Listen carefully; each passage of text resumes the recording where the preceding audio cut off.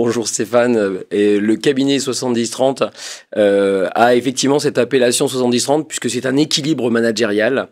Ça fait plus d'une trentaine d'années que cet équilibre a été travaillé dans différentes entreprises et qui a pour vocation de mettre en avant ce qui fait la réussite d'un management qui se passe bien au sein des équipes. Pour donner 2-3 chiffres dans 2-3 applications du 70-30, c'est en gros le premier que j'aime bien mettre en avant, c'est 70% des relations doivent être formulées de façon positive au quotidien, malgré les difficultés. Et on constate qu'il y a quand même un certain nombre de stress ou difficultés dans l'entreprise.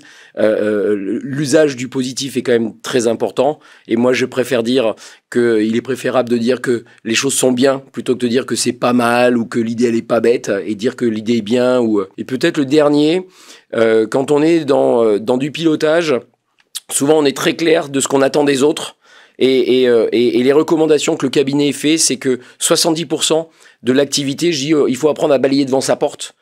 Et donc bien être au service des autres, donc déjà bien mener sa propre activité et évidemment être aussi en exigence vis-à-vis des autres, mais aussi être en exigence à 70% déjà vis-à-vis de soi-même pour être un bon contributeur.